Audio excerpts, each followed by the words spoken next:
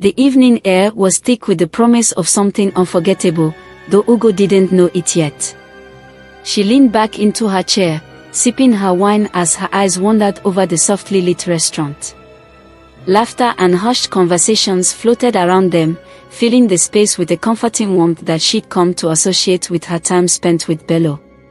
He sat across from her, absently swirling the liquid in his glass, his gaze far away, locked on something she couldn't see. "Are you here with me, Bello?" Ugo teased, nudging his leg under the table. He blinked, then offered her a faint smile that didn't quite reach his eyes.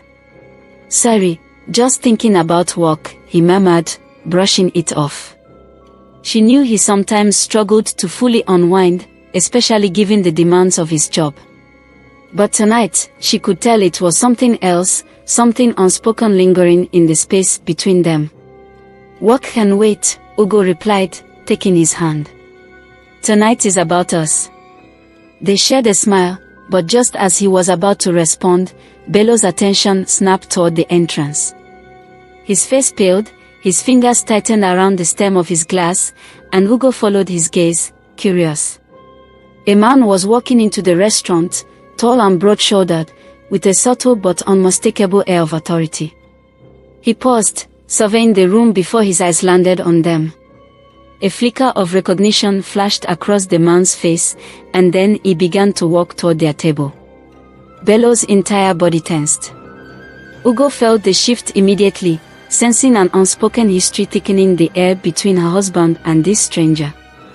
"Bello," the man said, his voice smooth yet laced with something almost predatory. "It's been a while." Bello's voice was quiet, almost flat. "Femi." "Yes, it has." Femi's gaze drifted to Ugo, his eyes narrowing with an inscrutable glint. Ugo felt a chill, as if she were suddenly under a spotlight. She forced a polite smile, extending her hand.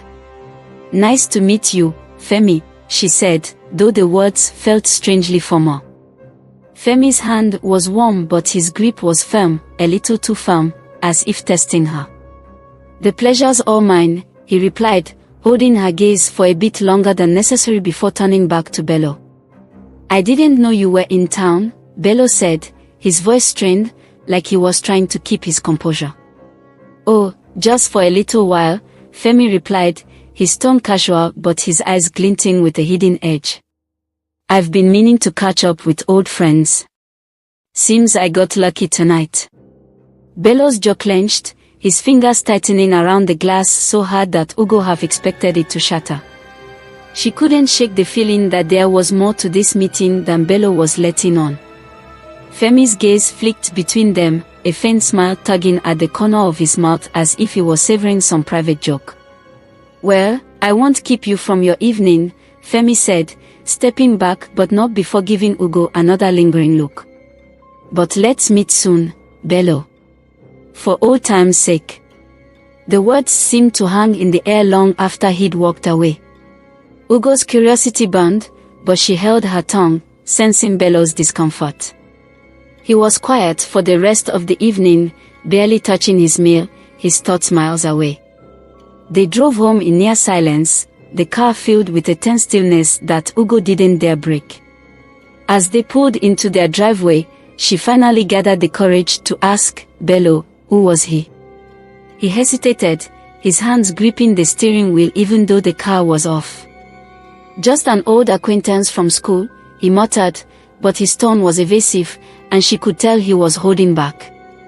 "An old acquaintance," she pressed, feeling the need to pry even though she knew it might push him further away. Bello's jaw tightened, and he forced a smile that looked almost painful. "Yes, that's all. Don't worry about it." But she couldn't stop thinking about the encounter. There was something in the way Femi looked at her, at them, that unsettled her deeply. It was like he knew something she didn't, a secret that bound him to Bello in ways she couldn't understand. A few days passed, and life resumed its normal rhythm. But Bello seemed different, edgier, prone to sudden moments of silence that felt heavier than they should have. Ugo tried to ignore it, hoping he'd eventually tell her what was really bothering him. She didn't want to push too hard. After all, every marriage had its share of secrets, right? Then, one morning, a package arrived on their doorstep. Ugo found it when she was leaving for work, a plain brown box with no return address. Curious, she brought it inside, calling out to Bello, who was in the kitchen making coffee. "What's this?" she asked, holding up the box. Bello looked over, and the color drained from his face. He set his coffee cup down, moving toward her with an urgency she hadn't seen in him before. "Don't open it," he said, reaching for the box. His voice was sharp, almost panicked. She stared at him, surprised by his reaction. "Bello, it's just a package." "What's wrong?" He took it from her hands, turning it over as if expecting it to reveal something. "Nothing. It's probably just junk." "Junk?" She didn't believe him for a second, and his evasiveness only fueled her curiosity. But she held back, watching as he walked to the trash can and tossed the box inside without a second glance. The next night, Ugo's curiosity got the best of her. She waited until Bello had gone to bed, then crept downstairs and retrieved the box from the trash. She brought it to the kitchen table and carefully opened it, her heart pounding as if she were committing some terrible act of betrayal. Inside, she found a small, intricately carved wooden figurine, a man standing alone, his face twisted in anguish. She turned it over in her hands, examining the detail. Something about it seemed oddly familiar, though she couldn't place why. Attached to it was a note scrawled in an unfamiliar hand, "For old time's sake." A chill ran through her, and she set the figurine down, her mind racing. What could this mean? And why had Bello been so eager to throw it away? The following day, she confronted him over breakfast, laying the figurine and note on the table between them. Bello's face darkened, his eyes flashing with an emotion she couldn't decipher. "Why didn't you tell me about this?" she asked, her voice tight with a mixture of frustration and fear. He rubbed his face, looking as though he hadn't slept. I didn't want you to worry." "Worry about what?" "Bello, who is Femi really?" He looked away, his hands clenched into fists. "It's complicated, Ugo. There are things I did, things I'm not proud of." She felt a pang of anger, a heat rising in her chest. "And you think hiding it from me will make it better? Whatever this is, we need to face it together." He sighed, his shoulders slumping. "I thought I'd left it behind, but Femi, he doesn't let things go. He blames me for something that happened years ago. I thought he'd moved on, but it looks like he hasn't." "Blames you? For what?" Bello shook his head, avoiding her gaze. "It doesn't matter. Just know that he's dangerous, and I'm trying to keep you safe."